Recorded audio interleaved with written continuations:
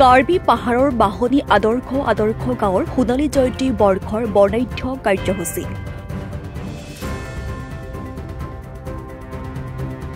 সেউজীয়া কাৰ্বি পাহাৰৰ সোণালী জয়ন্তী বৰ্ষৰ গৰকা এখন কাৰ্বি গাঁও। নাম হৈছে বাহনী আদৰ্শ গাঁও। 1958 চনত প্ৰতিষ্ঠা লাভ কৰা গাঁওখন আৰম্ভণিৰে পৰা বৰ্তমানলৈকে কাৰ্বি সম্প্ৰদায়ৰ পৰিয়ালসকলে বসবাস কৰি আহিছে। তাৰ সমান্তৰালকৈ অতীজৰে পৰা ধৰি ৰাখিছে কাৰ্বি জাতিৰ পৰম্পৰা। ধৰি ৰাখিছে পৰম্পৰাগত সাজ পোছাক, ৰীতি নীতি, গীত মাত, খেল ধেমালি সহ বিভিন্ন দিশ। এইবাৰো কাৰ্বি আংলঙৰ বকলীয়া ঘাট এলেকাৰ বাহনী আদৰ্শ গাঁৱৰ 3 শতাধিক কাৰ্বি পৰিয়াল লগ হৈ অনুষ্ঠিত কৰিছে আদৰ্শ গাঁওখনৰ সোণালী জয়ন্তী বৰ্ষ। আদৰ্শ গাঁৱত এতিয়া দুদিনীয়া বৰ্ণাঢ্য কাৰ্যসূচীৰে উৎসৱমুখৰ পৰিৱেশ।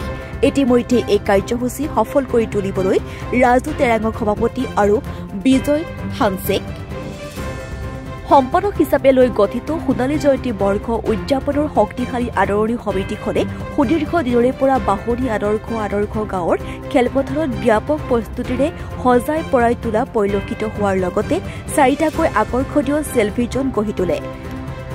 অনুষ্ঠানটোত কাৰ্বি সম্প্ৰদায়ৰ কণ শিশু, কিশোৰ-কিশোৰীসহ যুৱক-যুৱতী, পুৰুষ, মহিলা আৰু গাঁৱৰ বয়োজ্যেষ্ঠসকলে অংশগ্ৰহণ কৰে। উল্লেখযোগ্য যে অনুষ্ঠানৰ প্ৰথম দিনা কাৰ্যসূচীত কাৰ্বি আংলং স্বায়ত্তশাসিত পৰিষদৰ কাৰ্যবাহী সদস্য তথা লাংফেৰ পৰিষদৰ সমষ্টিৰ জনপ্ৰতিনিধি মধুৰাম লেগথেৰ লগতে কেইবাগৰাকী গণ্যমান্য ব্যক্তিয়ে অংশগ্ৰহণ কৰি কাৰ্যসূচীৰ সৌষ্ঠৱ বৃদ্ধি কৰে। আজি আমি আমাৰ বাহনী আদৰ্শ গাঁওখন সোণালী জয়ন্তী অনুষ্ঠিত কৰিবলৈ গৈ আছোঁ। আজি 23 আৰু অহাকালি 24 তাৰিখে আমি এই সোণালী জয়ন্তীটো আমি উদযাপন কৰিছোঁ। 1958 চনত এই গাঁওখন স্থাপিত হৈছিল। আমাৰ প্ৰজ্ঞাত আমাৰ ছত্ৰ সিং তেৰণ মন্ত্ৰিত্বৰ নেতৃত্বত তেতিয়া আমাৰ এই গাঁওখন স্থাপিত হৈছিল। তেতিয়া কমৈ ৰংহাং গাঁও, ফুকন ৰংপি গাঁও তথা হাবিকেথে ৰংপি গাঁও, বংটক তেৰাং গাঁও, মেঘথে হানছে গাঁও, কানিয়া তিমুং গাঁও, নথং তিমুং গাঁও আৰু লাংহুত টংবি গাঁও, এই 8খন গাঁও মিলি এই গাঁওখন স্থাপিত হৈছিল। বিভিন্ন সমস্যাত ভুগি আমি 1950 বছৰত আমি এই সোণালী জয়ন্তী অনুষ্ঠিত কৰিব লাগিছিল। তথাপি আমাৰ সেই অনুষ্ঠান তেতিয়া আমি অনুষ্ঠিত কৰিব নোৱাৰিছিলোঁ। আজি আমি 66 বছৰ ভৰি দি এই সোণালী জয়ন্তীটো আমি পাতিবলৈ সক্ষম হৈছোঁ। এইখন গাঁও বিশেষকৈ কাৰ্বি জনজাতিসকলে আমাৰ ইয়াত বাস কৰে। পূৰ্বৰ পৰা আজিলৈকে কাৰ্বি গাঁও হিচাপে এখন গাঁও আছে আৰু ভৱিষ্যতো কাৰ্বি গাঁৱে থাকিব। আজি আমি নিজকে অলপ গৌৰৱ অনুভৱ কৰিছোঁ যে আমি এই কাৰ্বি জনজাতি পিছপৰা জাতি হিচাপেও আজি আমি নিজকে অলপ আগুৱাব পাৰিছোঁ, এনেকুৱা অনুভৱ কৰিছোঁ। এই অনুষ্ঠানৰ যোগেদি আমি সকলো লাংফেৰবাসী ৰাইজ তথা অসমবাসী ৰাইজক আমি অনুৰোধ কৰিব বিচাৰিছোঁ যে আমাৰ জাতীয় যিটো পৰম্পৰা, গীত নৃত্য, সেই পৰম্পৰাখিনি আমাক যাতে জীৱিত ৰাখিবলৈ তেখেতসকলে আমাক সহায় সহযোগিতা আগবঢ়ায়, তাকে কামনা কৰিলোঁ। ধন্যবাদ। 300টা পৰিয়াল আছে।